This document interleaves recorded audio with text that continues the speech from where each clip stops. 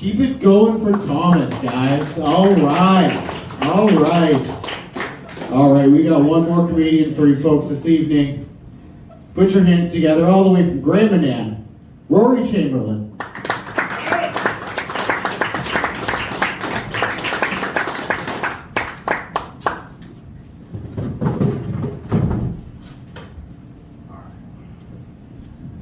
How's everybody doing tonight? I need you guys to make some noise. You guys feeling good tonight? All 14 of you guys feeling fucking good tonight? Let me hear you make some fucking noise, St. John.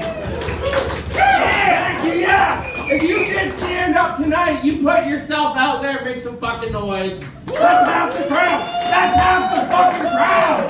Tonight, we're feeling fucking good. They put themselves out there, man. I like feeling good. I like feeling so good. Most of the times at a party, people are asking me, "Are you okay?" No, I can't. No. I quit doing hard drugs. I quit doing hard drugs a year ago. But more recently, I quit smoking 3 weeks ago. I gave up cigarettes. Yeah. Just say the fucking applause, please. I'm sorry. You guys don't deserve that. I've just been a little bit irritable lately, I guess, because of it. But like I was saying, I gave up drugs a year ago. I gave up hard drugs a year ago. What do you guys think my drug of choice was? Ketamine?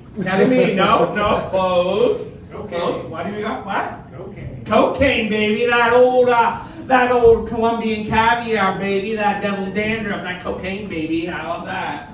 I used to love that. But drugs are a wonderful thing. I know that's not what a lot of ex-addicts are going to say to you, but it gave me the ability to bond with my gay brother. And yeah, perfect. That's fucking amazing, right? You find something in common and you bond over that. So one time when I was 19, I went out to visit said gay brother in Toronto. And he picked me up from the airport. It was Christmas Eve. He picked me up from the airport. He had a bag of ketamine and a bag of cocaine. Now, I'm not sure how familiar with everybody is with those two drugs, but they are two different levels of a spectrum. One of them brings you way up, that would be the cocaine, and one of them is a tranquilizer that they use when you get your arm put into place at the hospital. So, like anybody would do, oh, wait. Key part about ketamine and cocaine is they look very similar. How similar, you're wondering? If you don't know, ketamine looks like salt and cocaine looks like baking sugar. So one's a little shinier, but one's a little glossier. So when my brother picked me up from the airport, he had one bag of ketamine and one bag of cocaine. So what do? We put a K with a Sharpie on the bag of ketamine and we just left the cocaine baggie blank. So we went on about our day, we drank some beers, we did some downers, and we did some uppers. And we did some downers again, and then we did some uppers. But then reality set in, sorry about that. Reality set in and we had to go pick his boyfriend up from the Yorkdale Mall on Christmas Eve in downtown Toronto. We had to get into a vehicle and drive down the 401 after drinking all day and doing cocaine and ketamine. So my brother, in his right mind, he decided, well, we need to pick ourselves back up. So he dumped out a bag. Well, he pulled out both bags, and we realized that the K had maybe rubbed off on the fucking bag. So we dumped out a little bit of it.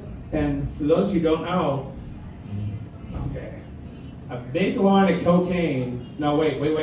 A big line of ketamine is a small line of cocaine, right? So there's a thing called a K-hole when you do ketamine, which means you go into a different dimension and you don't function. You're no motor skills, right?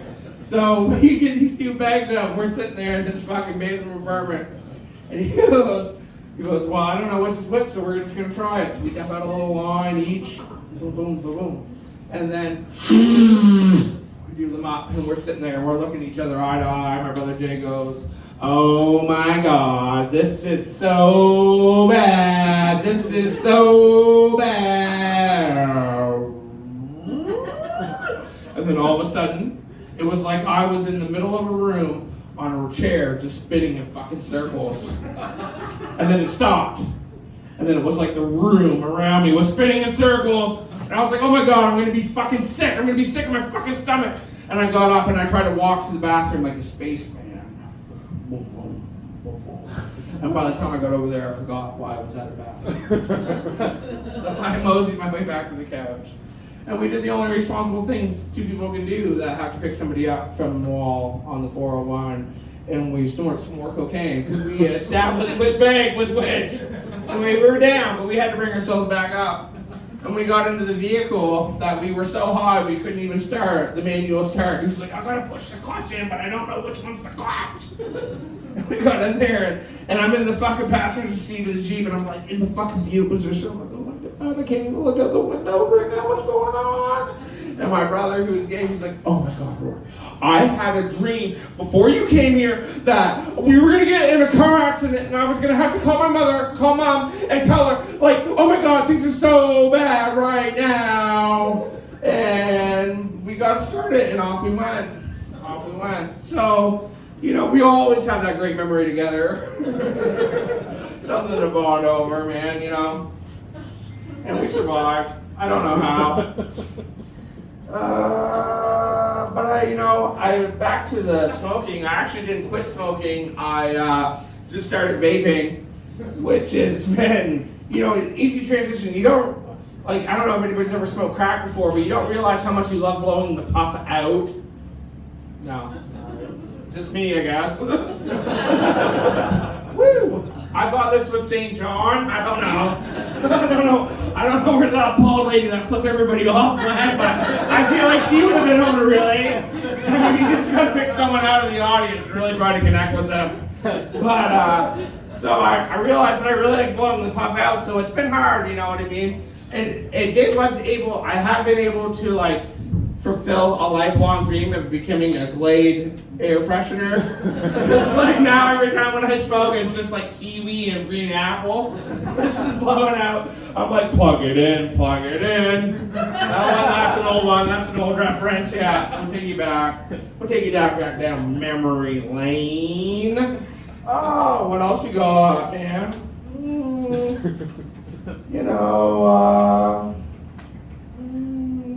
I got clean. First thing that wanted me to make me get clean was that my mother passed away. My mother passing away was very devastating for me. I'll never forget how devastating it was to get the phone call that my mother had stage 4 lung cancer and that she was going to be on palliative care. That's a devastating phone call. And then as a comedian and as a person who uses humor to mask my real emotions, I thought about other devastating news I had gotten in my life that maybe didn't turn out to be so bad. Because that's what you're really wishing for when you find out someone you really love has cancers. You're wishing for the best outcome of all. But it still sucks to hear it. And then I got to thinking, what's the most devastating news that I'd ever really been pumped to receive? And it was probably the time my ex-girlfriend told me that I had a great dick for anal. Apparently the big ones hurt. Thank you very much. Thank you very much. Yes, that one is pretty highbrow. Yeah, that one takes a little minute to marinate, if you will. Just gotta leave it in for a little bit and let everything just relax. Thank you very much. Might not be all the anal sex jokes I got, but we're on to page 2 here. Jesus Christ. But after a year of dating her and after my mom passed away, when you want to get sober, the first thing you have to do is cut out the toxic stuff in your relationships.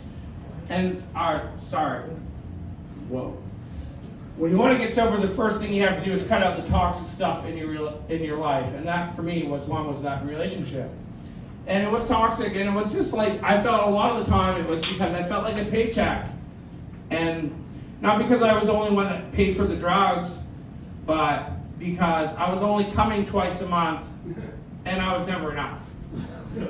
Okay, that was to be a double entendre on the word coming, in case anybody missed it. Yeah, I know, that one, this is pretty highbrow stuff. Please, bear with me. And I'd like to thank all 14 of you guys staying out here tonight.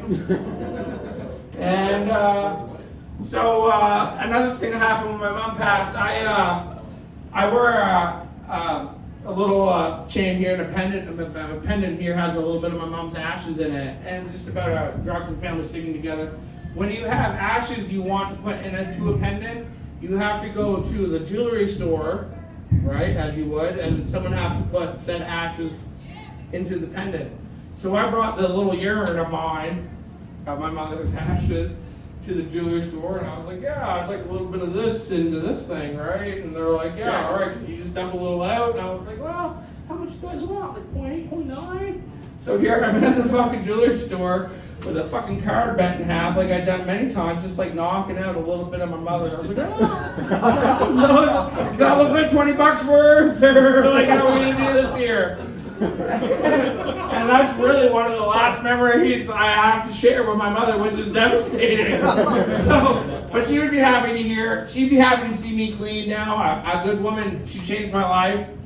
A good woman changed my life. Yeah, thank you very much. She's not here tonight. She really wishes she could be. I like to give her a shout out, man, every time I'm up here, because I wouldn't be here without her. So thank you, Grace. Love you very much.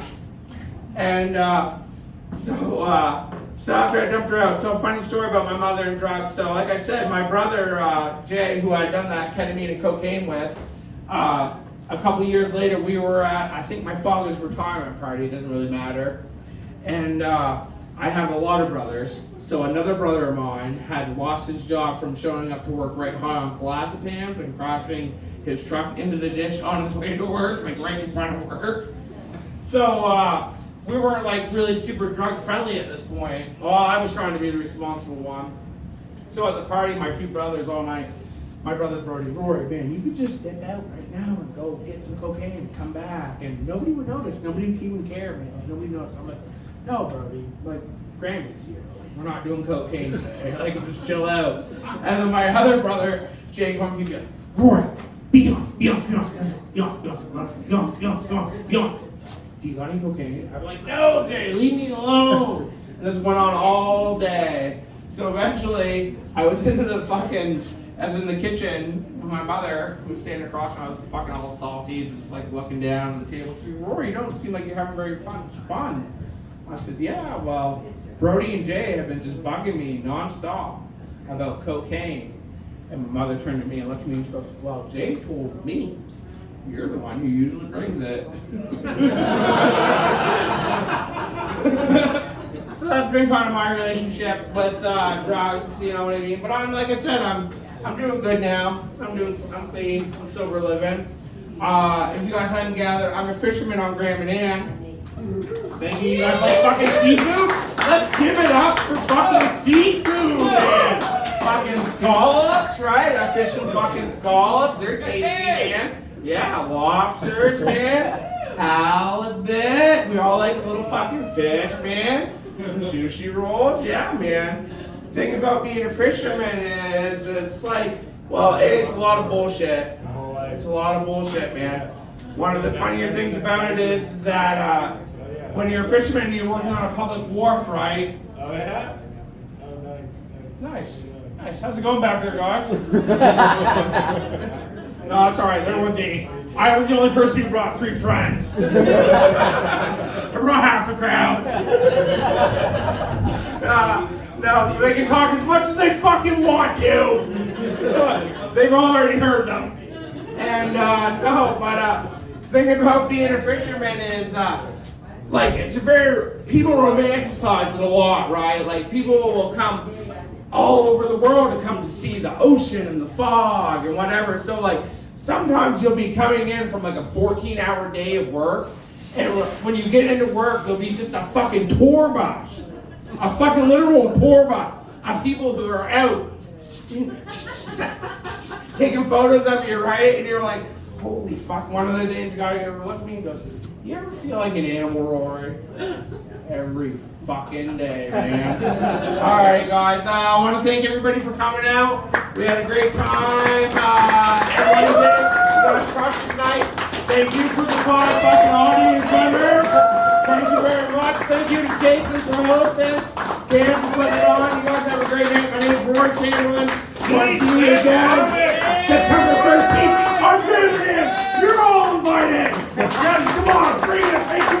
boys.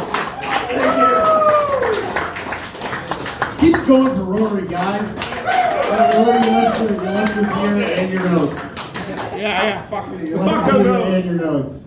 For a guy that gave up drugs, doesn't he remind you of a lobster on cocaine? Like, fuck! Alright, that's our show, guys. Thank you so much for coming out. We are here every month. Check out our Facebook page for the date for next month.